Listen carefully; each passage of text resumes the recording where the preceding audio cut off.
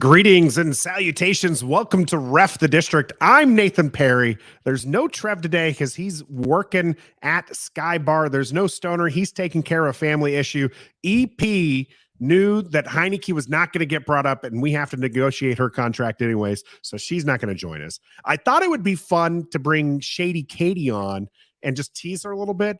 But no. I wanted this as the season finale, day after reckoning. I wanted this to be a burgundy and gold episode, and that's why I brought my man Steve over from the Command This podcast coming on and joining me. Steve, thank you for joining us here on Ref the District. Hey, Nathan, thank you for having me. I'm honored to be here, especially after the W over the boys. Let's go. It's so good. Washington won 26-6 in the season finale. And for all of those people who are wishing your team to lose, I feel bad for you. I really do. There's if you can't find joy in beating the Cowboys, then I don't know what you can find joy in. And I really want to take for those people who wanted to lose, Steve, I want them to kind of take a deep breath, reassess. It turns out, I know a lot of people kind of got the wind kind of came in, the information came in early last week.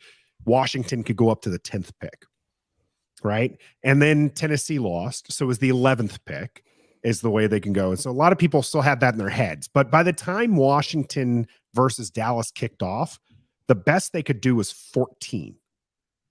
And the worst they could do was 16.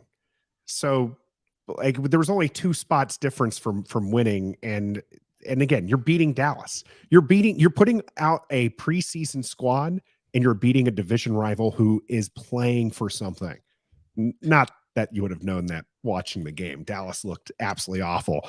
What are your takes on the game yesterday, Steve, as Washington again just trounced? It really should have been like 40-6. It was that bad of a game for the Cowboys. Yeah, it was kind of crazy. First and foremost, I was fully on board with starting Sam Howell, just like I was fully on board with going back to Wentz after the the last 3 games we had before then. So not what I expected. On our show, I was calling it. I think I said like maybe 30-20 was what my prediction for Dallas, but we had nothing to play for. They had not everything to play for, but they had a lot more to play for. The first round seed was at stake for them. I mean, the Eagles beat the Giants anyways, but they did not look like a team who's going to go very far in the playoffs. Not what I expected. I was happy. I was excited throughout the whole game. And it was just great to finally see some reckoning, before the season's over, as we're on the show Day of Reckoning, and a little bit of sweet burgundy and gold justice at FedEx Field for once. Usually Dallas takes over the stadium. I was not there, but lots of footage on social media. And to see those silver and black fans walking away early in the fourth quarter was just, it warmed my soul. Yeah, I had a few friends there, to include Shady Katie. And the word I got was that it was pretty rowdy early on. And as the game kept going, it just got quieter and quieter from them. And you can see it on we called it out on the play-by-play and commentary that we had yesterday. The stadium actually looked pretty filled, and that's what I heard from the people there as well.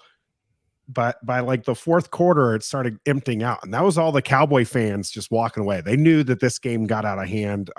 Apparently Dak Prescott looked even more inaccurate in person than on television. So that's something to see. So I feel like I agree with you. It was a fun game all the way around. Exciting to see the young kid play. We're going to get more into that here on the Day After Reckoning, because of course we break down the game the Washington played the day before, but we also got a few things here to go over real quick, and that's our sponsorships. Pacers Running, for every run. Steve, are you a runner? I sure am. You got to hit up Pacers Running. You can get yourself a free virtual fitting. They'll put you in the right pair of shoes and hook you up, and it gets delivered to your house. Doesn't even have to step foot in a store, but because you're here in the DMV, you can go to one of the 5 stores in person. Great team. Get you in the right pair of running shoes. Get that New Year's resolution going on the right track. Pacers Running, for every run. Of course, Manscaped. Head out to manscaped.com. Use the code REF. Get yourself 20% discount and free shipping. Steve, I'm not going to talk to you about your grooming standards, but I'm going to let you know that shampoo and conditioner and body wash are legit. And if you're a boxer brief guy, they also have some really smooth boxer briefs to put on as well. So, Even for us bald folks. yeah, there you go. Hey, that's maybe you can lather it up in the beard a little There you bit. go. Smell nice. It'll be good. Or use their lawnmower 2.0 to keep that head clean shaven for you. So of course, like I mentioned, Trev is out of the Sky Bar. If you go to Sky Bar and mention Ref the District, your first drink is on us. You just have to make it out there to Lexington, Virginia, and see Trev in person. That's where he's at tonight. All right, now that we got those sponsorship parts out of the way, we also have several people in the chat. We got Yam, we got EP, we got Graham, we got Rockman, we got Tougher Guy, Gus Bus, all in the house. Make sure you give us a like if you're here watching the channel right now. And make sure you head out to Command This out on YouTube. They're going to be streaming at 8:30. And so once we're done here, Steve is going to be leaving me just about 10 minutes after the hour. So we want to make sure we get into the content here. But head over at 8:30 to Command This and support them. Give them a like, give them a subscribe. Great guys out there. Phil and Dev joining Steve tonight. Anybody else on the channel with you, Steve? Nope, just Phil and Dev. All right. So they're going to be breaking down this game, talking about some of the same stuff here. And people love the Washington content. So I know they're not going to be just done talking with us. They'll want to be talking with you afterwards as well. EP in here talking about your decision to, that you wanted to go to win. Are you crazy? Can I explain that? So, of course. First off, EP, nothing but love for you. However, the last 3 games that Taylor played, 1 interception, 5 fumbles, 4 lost, 10 sacks. Like, to me, that's enough to, hey, coach, it's fine. And 0 wins, by the way. 1 tie, 0 losses. Excuse me, 2 losses. So from a coaching perspective, we got to step back about, our love and for players.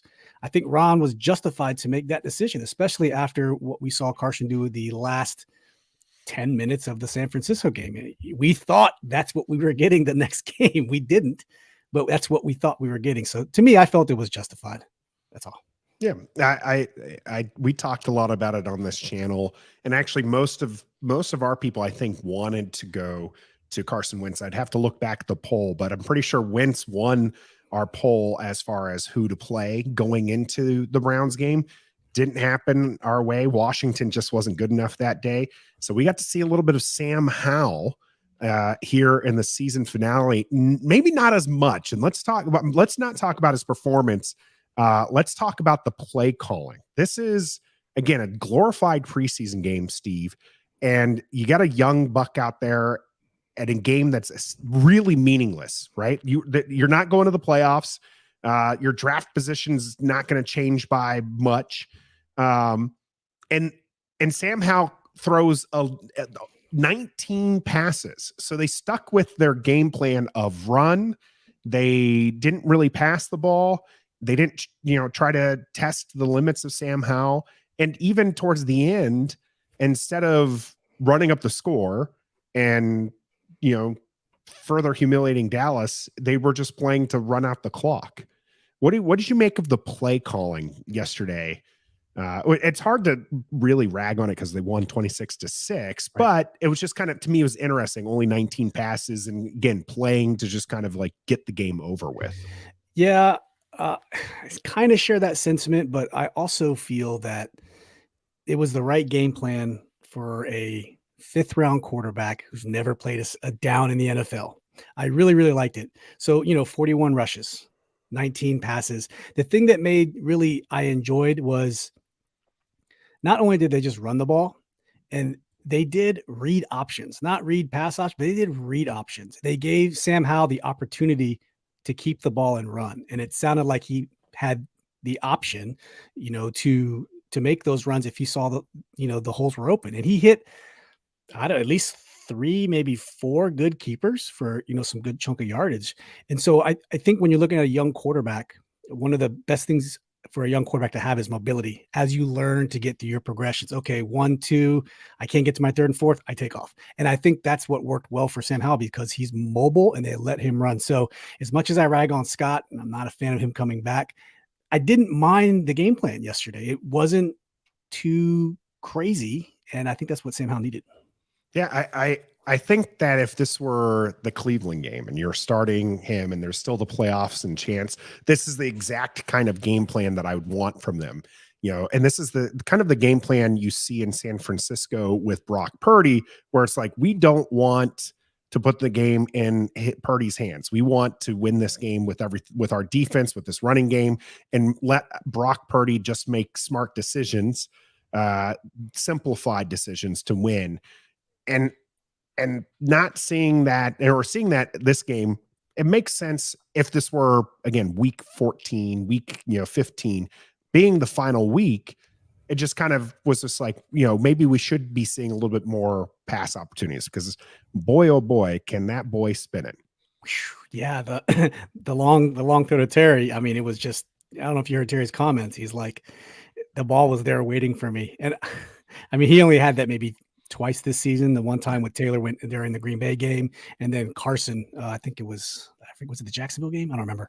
But yeah, they didn't ask him to do too much. Sam has a lot of zip on the ball, and I was happy. I was happy. And I thought going into the game, this was a third preseason game, the final preseason game. I felt that vibe going into it, like, all right, we're just going to run vanilla. You're not going to see anyone in there. No one's going to have energy. Man, the boys came to play. Our boys came to play. Yeah, that's true. You mentioned that you on Command This, that you picked Dallas winning 30-20. I picked Dallas winning in an embarrassing fashion. This potentially is Dan Snyder's last game as the owner. This is just, the season's not been going our way. Dallas has a good defense. They have a top 10 defense that Micah Parsons out there. Lawrence is out there. I mean, these, you're seeing their defense that's going to go up against Tom Brady and Tampa Bay this upcoming week. And we just did what we wanted against them. And the offensive line, the much maligned offensive line, held it together enough for Sam Howell to do that. And Sam Howell he was sacked 3 times for 11 yards, but it felt like he had pretty good pocket presence. And overall, even if it were just a preseason team, I felt pretty good about Washington going forward. And that's saying something when the team finishes 500. In a 17-game season, Steve, Washington found a way to go 500. The first team ever in a 17-game season to manage to go 500. That loss pretty much, or not that loss, but that tie pretty much ended our season. But it is something to go down in the footnotes of history and get to 500 for the team. But what, outside of Sam Howell, because again, Sam Howell's going to be brought up over and over again, because really he is the talk of the game. Outside of Sam Howell, though, what other aspects to it were positive for you, like exciting to see, or good, momentum going into the offseason? Not really a thing, but, something we can bring forward next year. Yep. I'd say 2 things. One was the further expansion of Jahan Dotson, and just watching him grow as a wide receiver. I feel like he had a lot of opportunities. We saw maybe not a ton of targets, but just the small amount of targets he had, he just made the most of. And the way he's able to get separation, I would say, is maybe better than Terry off the line.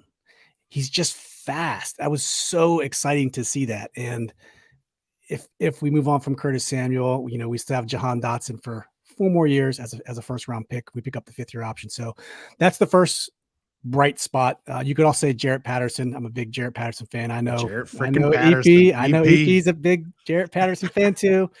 She has that shirt. I had the Logan version of that shirt, but Jarrett Patterson was very surprising. Much better than Jonathan Williams, in my opinion. And which it makes you wonder why did we not see JP? We saw so much Jonathan Williams. And I thought Jonathan Williams looked good this season, and kind of like as that third back, where they moved away from Jarrett Patterson early on, because Jarrett Patterson was the one who was brought on early season with Brian Robinson out. And then Brian Robinson comes back in, and Jarrett Patterson gets sent back down the practice squad, and Jonathan Williams is the back who we're seeing. But Yeah. I thought he played fairly well throughout the season. And then this game, he was okay. He wasn't bad, but he wasn't great. And then Jarrett Patterson, I mean, that he ran very well. He ran to the tune of 17 carries, 78 yards. It's 4.6 average. So, I mean, he did it. Jonathan Williams had 14 carries, 32 yards, so 2.3. So maybe not an okay day, but not a. I'm not going to say that it was a really bad game for Jonathan Williams, but I see why they went to Jarrett Patterson. Yeah, it felt like he was just a different style of runner, more of a scat back type, not super quick, but I felt like he had better vision. He was able to hit those holes. The offensive line moved very, very good laterally, which is something they don't usually do. So I don't know what happened, but especially the guards, they did a lot of plays where they pulled the guards, and they just moved so well to create holes against a starting front four of Dallas. Yeah, this is one of the things that I noticed is with Brian Robinson, they changed the blocking scheme, and you're right, they don't pull a lot of guards in that regard. Just a slight pun there, but now moving away from him, with him being injured, it looks like they pulled that back, and they have those guards pulling over and doing things. And you're seeing what Chris Paul can do at guard. You're seeing what Cosme, he's a very athletic tackle. I don't like what they've done with him as far as moving from tackle to guard. It's like spending half the time on the sidelines. Don't like that, but you're seeing his mobility, and some of that was good. And we had Tougher Guy here, asking the question, where were all these faces all season? Hudson's a head scratcher. Kalike Hudson is a more than serviceable, young, athletic, linebacker. And we're running out Bostic. We're running out Mayo. Like, it's just like, why didn't we trust these? I mean, you can even go as far as Danny Johnson was on the naughty list for so long, and only finally got to see play these last 6 weeks or so that we've seen Danny Johnson, and he looks like he can play cornerback in the NFL. Yeah, and that, to the second part of the question you asked earlier, is what else was promising to me. It was the play of our defensive backs. Derek Force played very well. Took a little hit. I was really down on Kendall Fuller. I really was, but he he'd do something and totally redeem yourself. That's the kind of feeling that I had from Kendall Fuller. I was like, he's been so all year, and then should have had 2 pick sixes, but he had one, and he played a great game. So, and like you said, the other DBs coming in and playing well. So to see the secondary step up against, some people say Dak is, top tier quarterback. He's been one of the best since he's been back from injury, a quarter way through the season or halfway through the season. And we took it to him, and just happy. So the running back, Jarrett Patterson on offense, and give me the DBs on defense gives me hope for next year. Don't get me wrong, I'm not sold on the O-line yet. One really good game doesn't change all the stuff you did, but I really think the threat of the read option and the lateral movement left or right, it really puts the defense on their heels. I had a little bit of RG3 vibes from 2012 because you just don't know what's coming. Is he going to keep it? Is he going to run? Is he going to hand it off? So I think that's what really aided in our advantage of running well against Dallas, was the threat of Sam Howell running.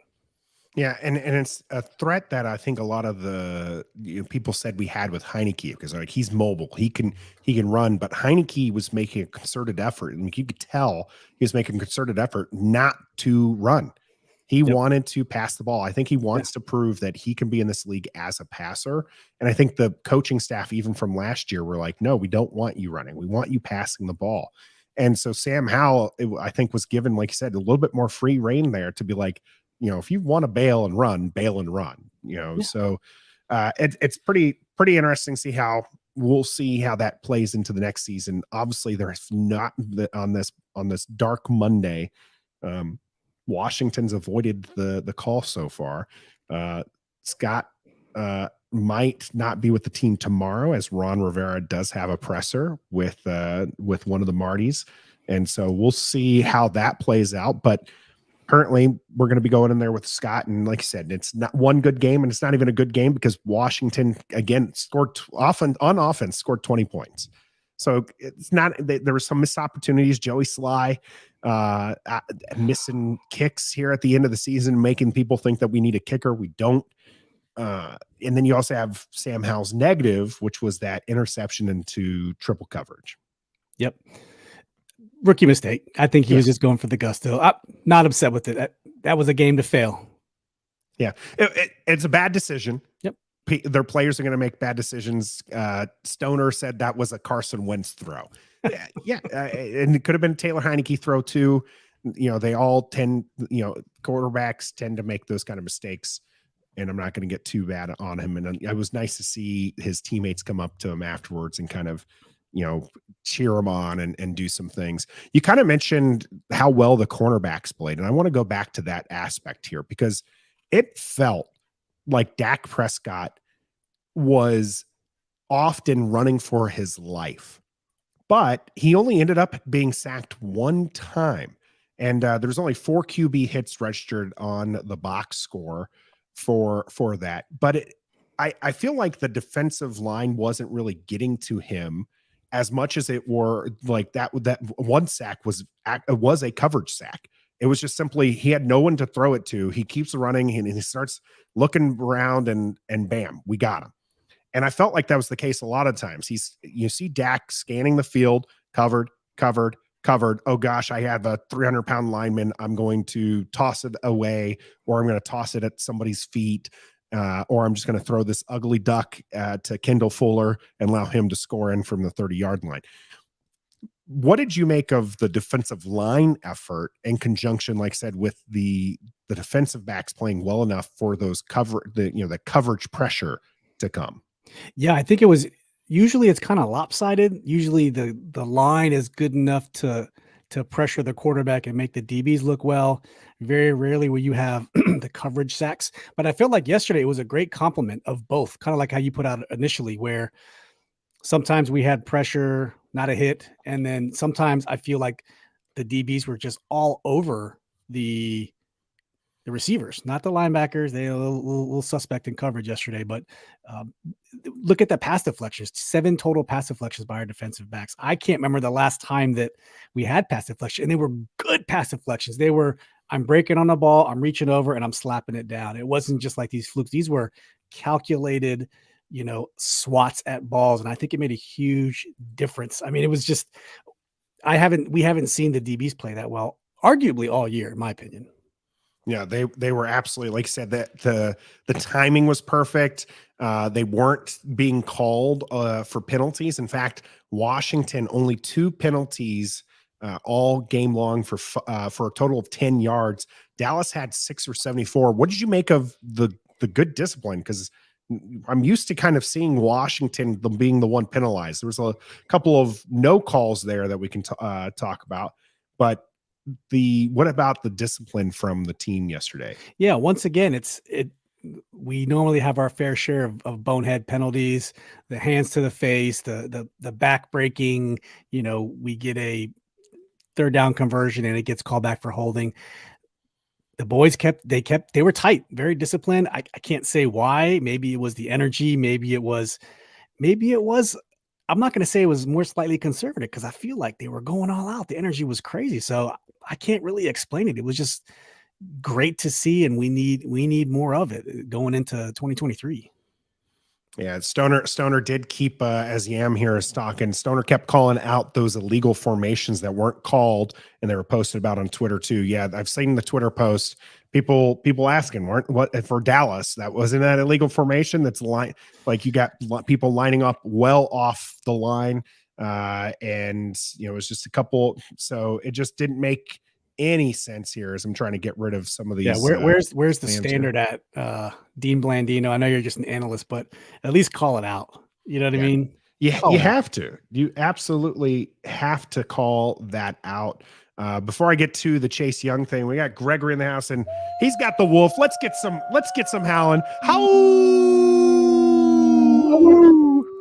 Al absolutely did have a good game. Again, we're going to be talking more about him a little bit, but let's get to Chase Young here. Gus Bus. Chase Young has yet to sack Dak after 3 years in the league.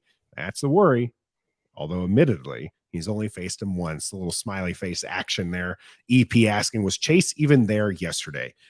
A lot of people are kind of down on Chase Young. He's played 3 games this season. Where are you with his play yesterday and then kind of his season as a whole, Steve? Oh, I'm happy.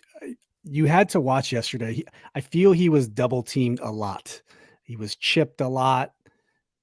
I would argue and say Montez was one-on-one all day yesterday, and he rarely got to the quarterback. So attention was given to Chase. I'd probably have to pull up the double teams. I could probably find it some advanced metrics somewhere, but I feel like he was double teamed a lot. And yeah, I'm not going to argue. For a couple people said he was a little quiet yesterday. He was on the surface, but people said that last year. But like I said, he led the league in advanced metrics for setting the edge on the run. He also led the league against double and triple teams last year, even more than the Bosa's or TJ Watt. So I'm happy with him. He looks good, and he got away healthy, which to me was the most important thing for yesterday. Yeah, it was. To me, this is a big injury he's coming back from. He does a few different things for Washington. I definitely felt like his biggest impact was against the 49ers a few weeks ago, and then he's kind of quieted down since then. Hasn't been quite as much of a menace, but you're right. He does so many good things like in the run game that but we're not necessarily seeing translate to what he was brought here for, which was to take down the quarterback. And I don't know if we're going to see it next year. It's going to be something interesting. He is going to be entering his 4th season, and Gus Bus is bringing up that 5th-year option. And yeah, that's going to be a tough one for Washington and what they're going to do with that. We'll have to have probably a whole show here on Ref the District dedicated to that option and Chase Young and where we stand for him. But I agree here with TJ too nasty for you. This was Chase Young's preseason. This was his 3rd preseason game, and he's just still trying to fill out the leg. And next year, hopefully we see a little bit more of that defensive rookie of the year season, and does something good. So, and I will say, Nathan, I was a little upset going off this comment right here on the first drive of the game. We dropped back Chase Young and Montez Sweat into coverage.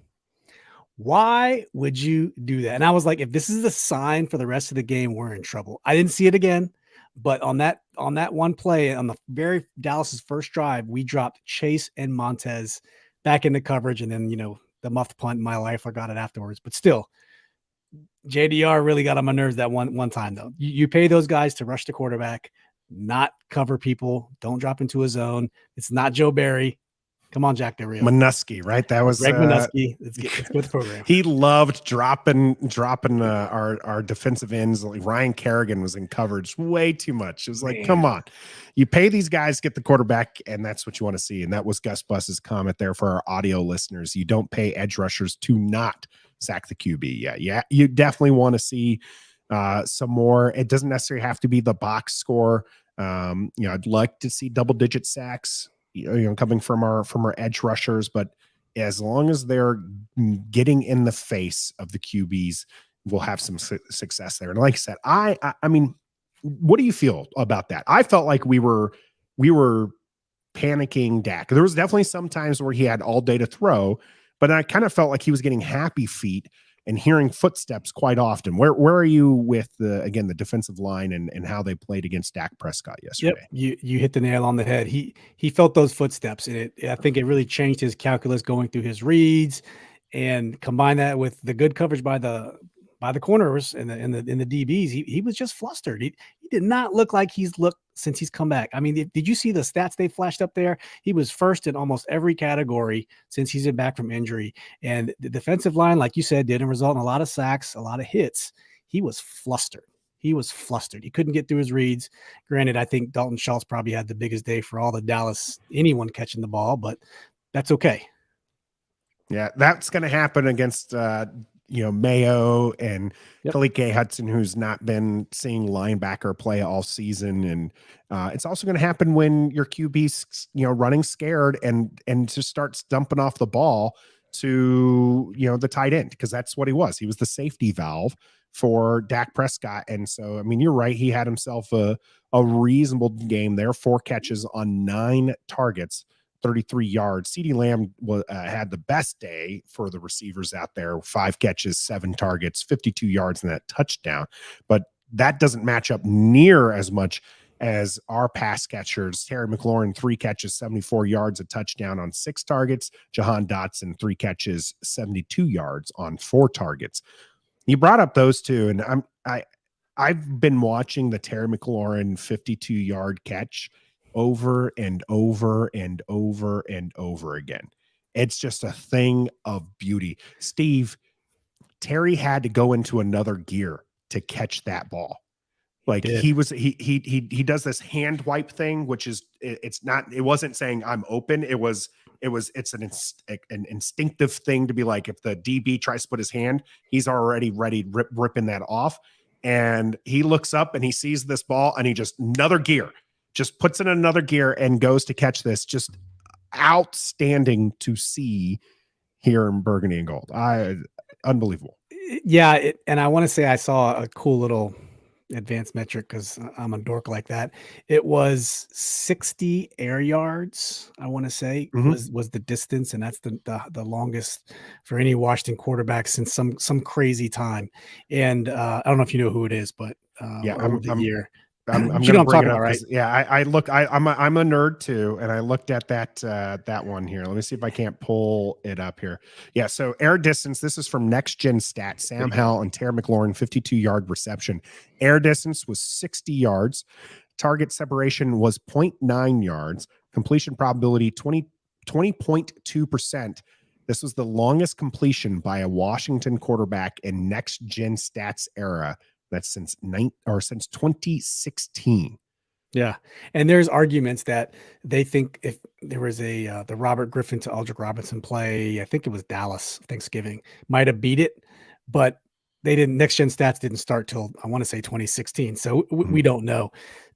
Thing of beauty, that ball, he throws such a beautiful ball. And like you said, Terry had to go into overdrive to go get that ball. Yeah. But I think that's the type of arm, that live arm, regardless of who it is what we need. Stretch that field. And it's kind of a cycle, right? Like if you can stretch the field and throw a 52-yard bomb with some accuracy, with some consistency, I mean, 20% pass completion, maybe you're not going to throw that too consistently, but if the threat's there, that opens up the run game. And then with the run game, that opens up the pass game. Absolutely. And good play callers take advantage of that. And when you have talents like Terry McLaurin and Jahan Dotson, the other one you brought up, his release, you're absolutely right. That one catch that he caught across the middle, the way he separates away from his defender, I mean, I might as well be defending him out there. These are professional, again, a top defense in this NFL, and they look absolutely lost trying to, contain these two, wide receivers. You know what was great for me, by the way, Steve? What's that? To not hear Diggs. Oh, was he even playing? I don't think I heard his name once. I don't even know if he was playing, but I tell you what, that clown, he was playing, by the way. He had, looks like 1 tackle all game long. Maybe we weren't targeting towards him or whatnot. I don't know. He's the most overrated cornerback. I'm not just saying that because I wear burgundy and gold and he wears that awful blue star, but it just bugs me. And it was so good to see Terry McLaurin have a good game, Jahan Dotson having a good game. And it was just nice to finally not hear about Diggs shutting down our wide receivers. And I would say previously you could say, look, who was throwing the ball at those times that Diggs did have good games against them. I'm not trying to make this a quarterback war, but you could make that, argument. The zip on the balls that Sam Howell has, I don't think either of the other two quarterbacks has it. There was one, speaking of the zip, and this was talking about the nerdy stats, was the RPMs coming out of the Senior Bowl game. Yep. And Howell had some of the best numbers in this, and that spin, it helps you throw an accurate ball. Not only that, but throwing it with some velocity and that spin means, like, if somebody gets a hand on it, it's still going to get through. And I saw that one pass to Jahan, it looked like one of the defensive linemen might have gotten a finger to it. because the ball did not come cleanly to Washington's wide receiver. But it didn't matter because it was thrown again with that velocity, with that spin, that it was going to get to the target regardless of whoever put their fingers out there. So good to see. Absolutely. All right. We've talked a lot about the good. Before we get to how, what were some of the things that still worry you about this team that they've, we've seen it all season long. Here we are in the season finale and they're still just not getting it right. Right. So one was the Jack Del Rio coverage. That's going to stick with me. Another funny thing, the announcers said, Scott Turner has the most imaginative mind. And then he proceeds to run on first and second down multiple times in a row.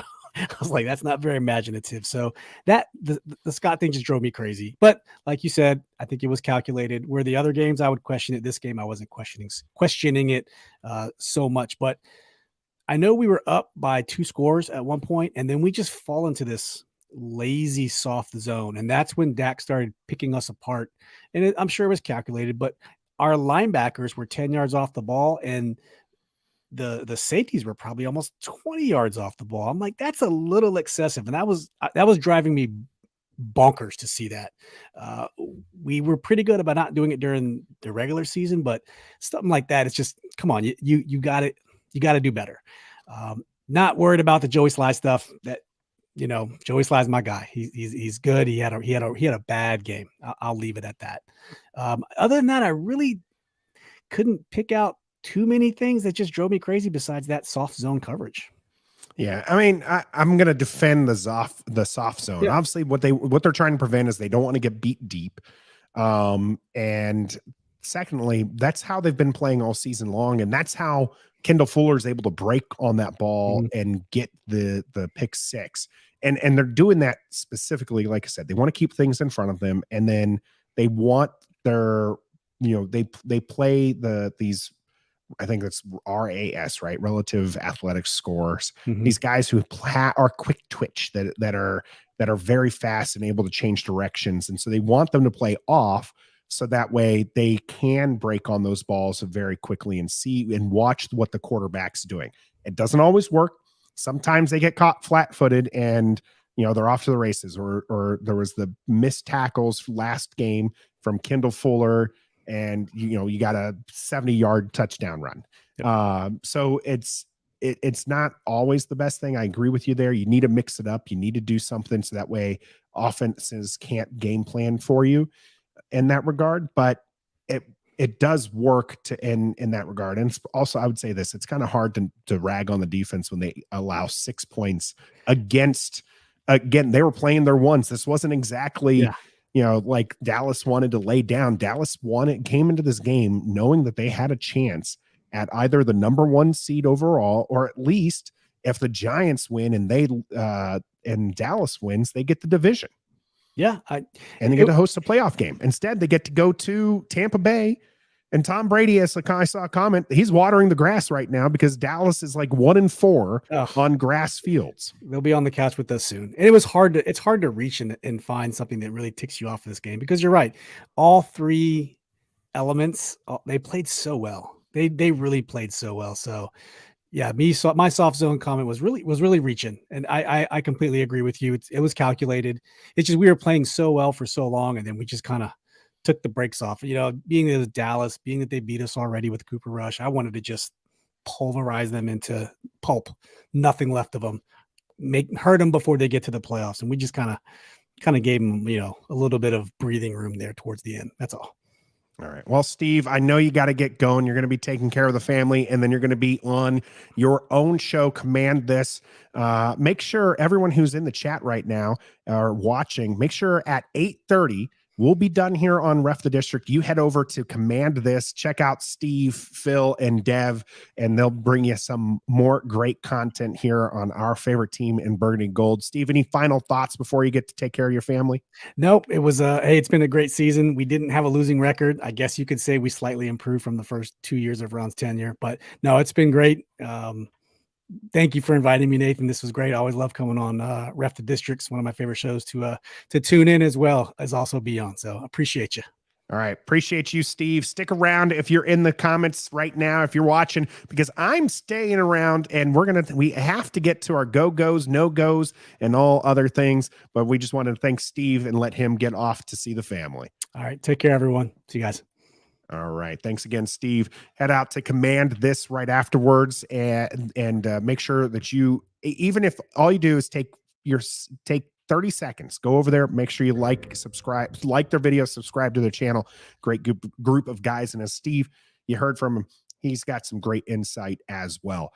Let's get to our go-goes and no-goes here. EP doing the EP stuff here, making sure you have the easy link to get over there and do that thing.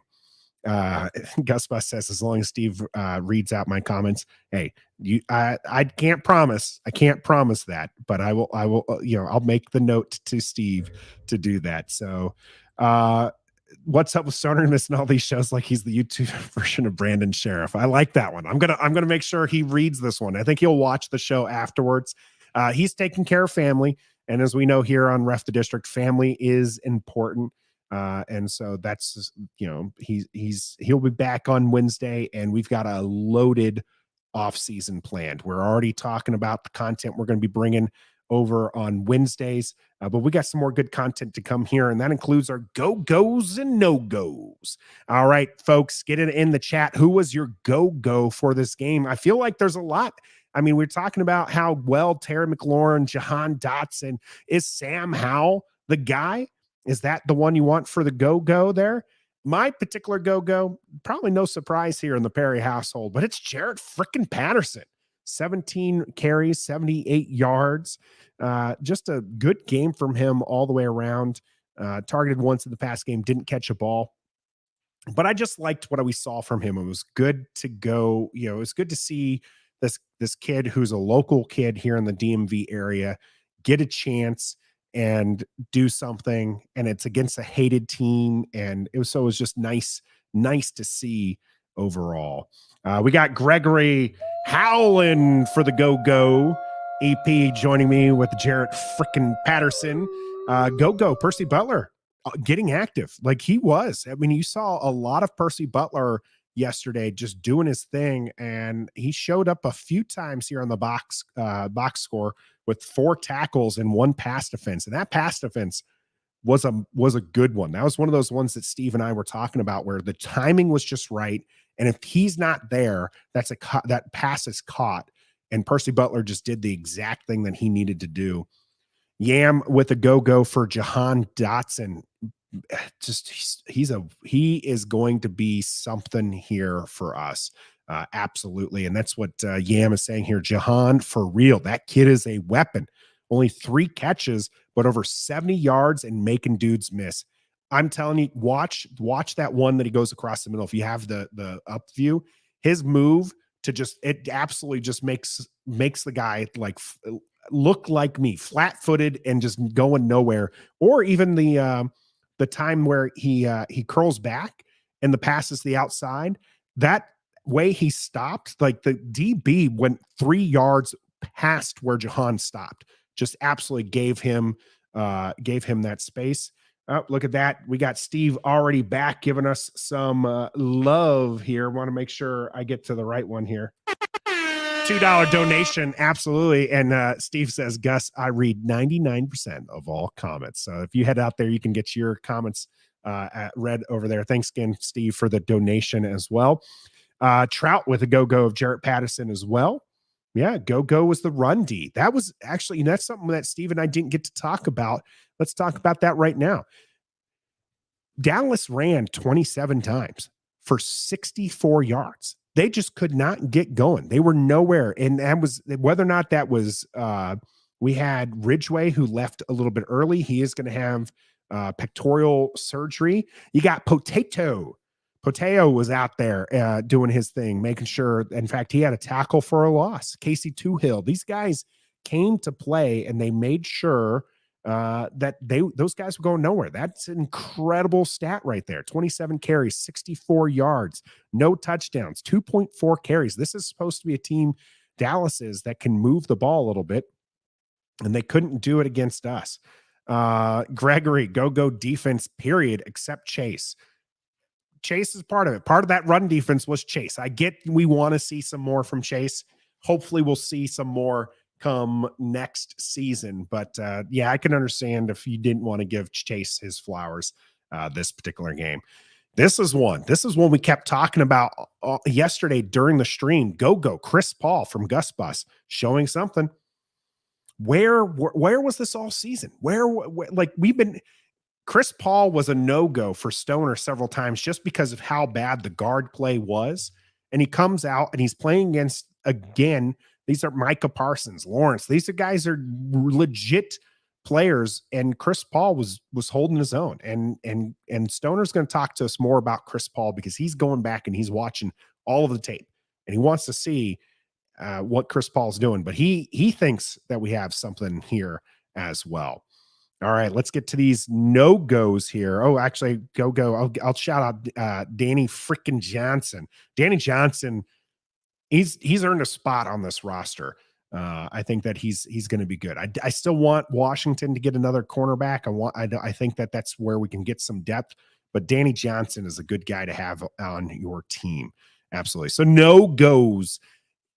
It's hard when you win 26-6 to really come up with a no-go. If I'm going to give it, I think it's got to go to Joey Sly.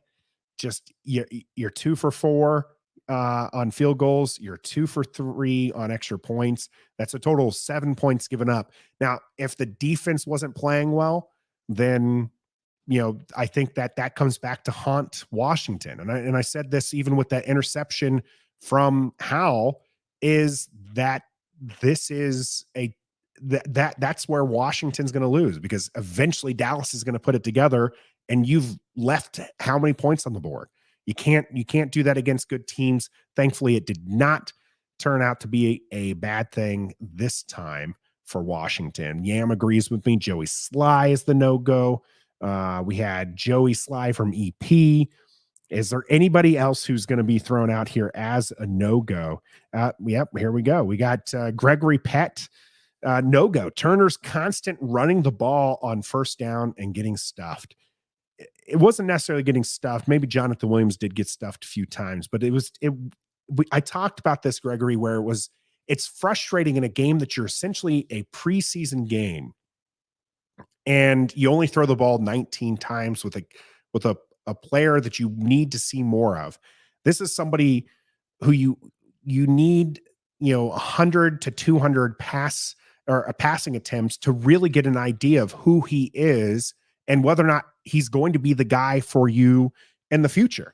And going into 2023, you have 19 passes to decide that on. So I agree, at least with Turner's play calling, it was a little too conservative in a game that this is where you might have been able to open it up.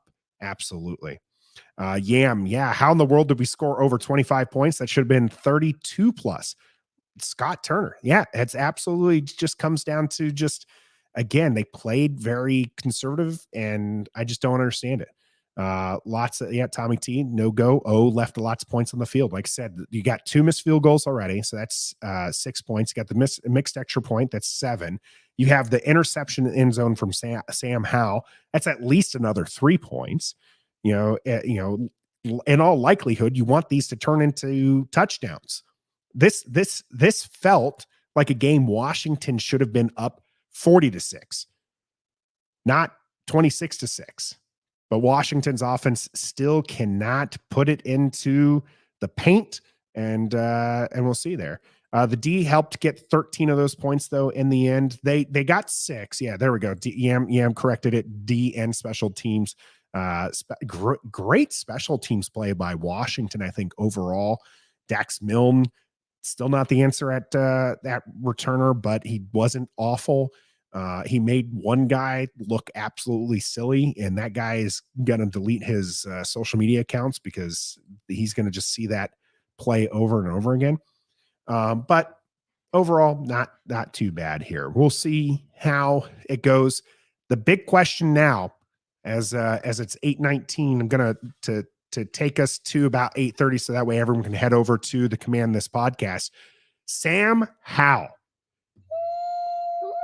Did he show enough to be QB1 starting next season? That's my question for you.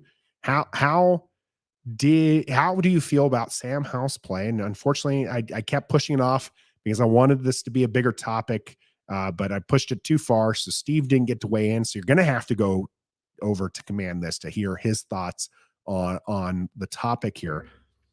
Sam Howell, he showed a lot of zip on the ball. That beautiful pass to Terry McLaurin was one that we talked about. The pass in space to Jahan Dotson, two of them at least that I can think of, where we actually got yards after the catch. This is something that's been missing all season long. I really want to break down. This is where the geek in me needs to come out and get these stats.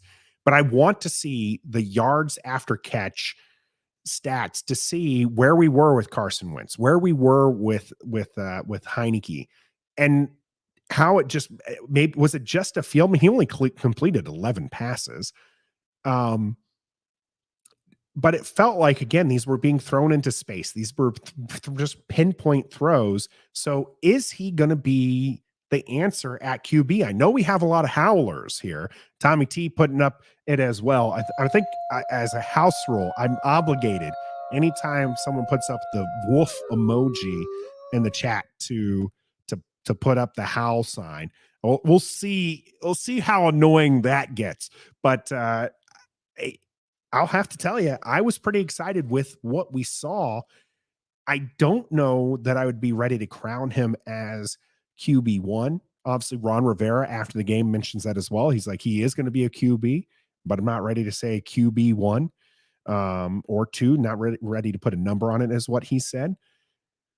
But there was a lot of excitement there. I think the guys liked playing with them. I think it was, kind of showing that a rookie and some of that love, but it was good. And speaking of some love here, we got Kenneth in the house with a $5 super sticker. Much appreciated, Kenneth, for that donation. We appreciate it here on our last day after reckoning of this season. Don't worry, always bringing in great content every Wednesday here on the channel when it concerns our burgundy and gold friends over there, the Commanders. But let's read some of these comments here. Tommy T said, given the amount of time he had to prepare, I would like to see more.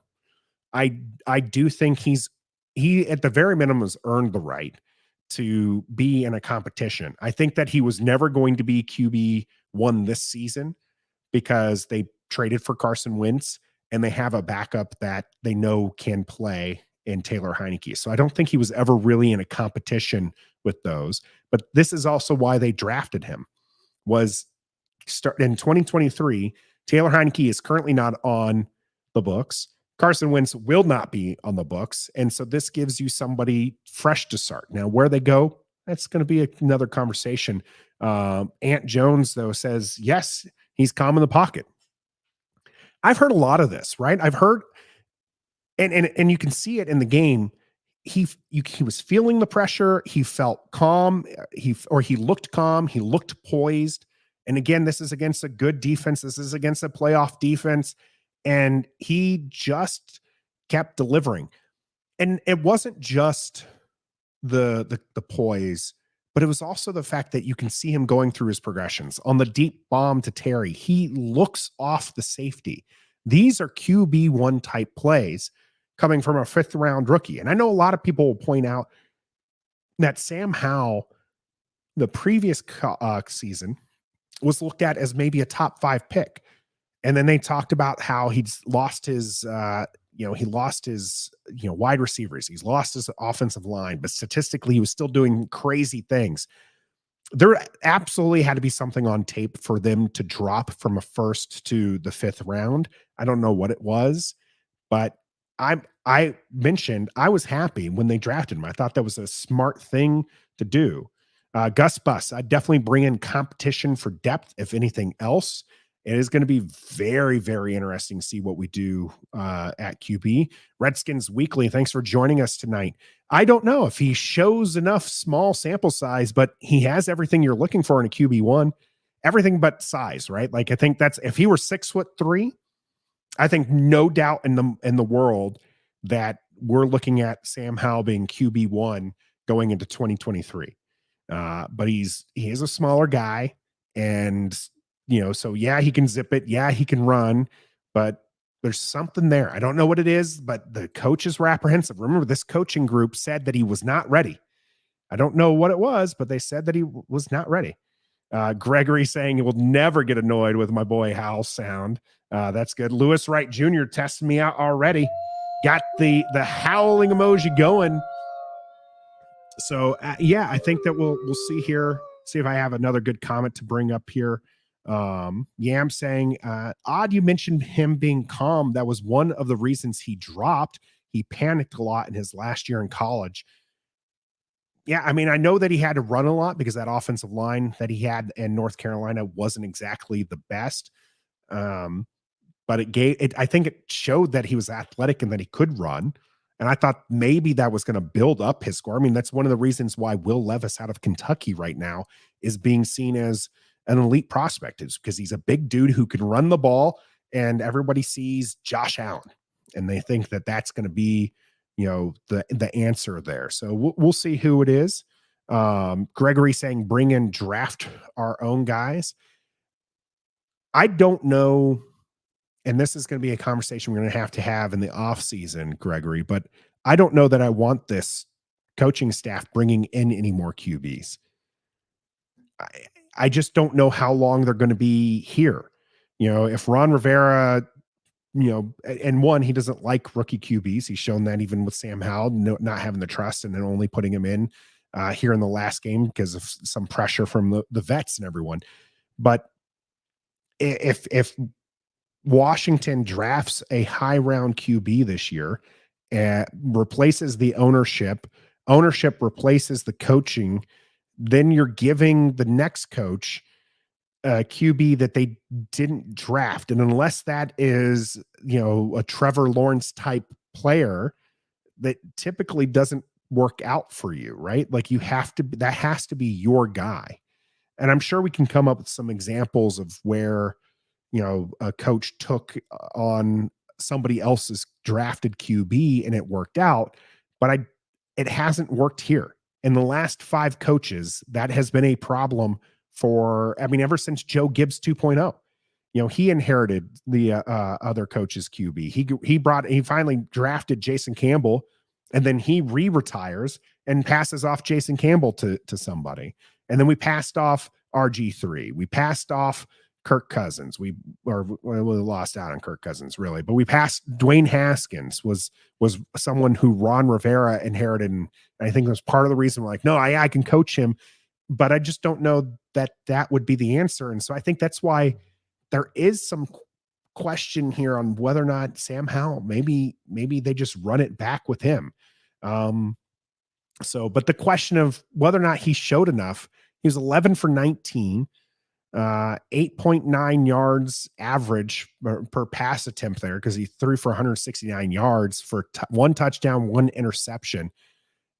So I don't know that we can honestly tell ourselves that he showed us enough this one game to be QB1, but I think he's shown enough that he should be at least in the mix.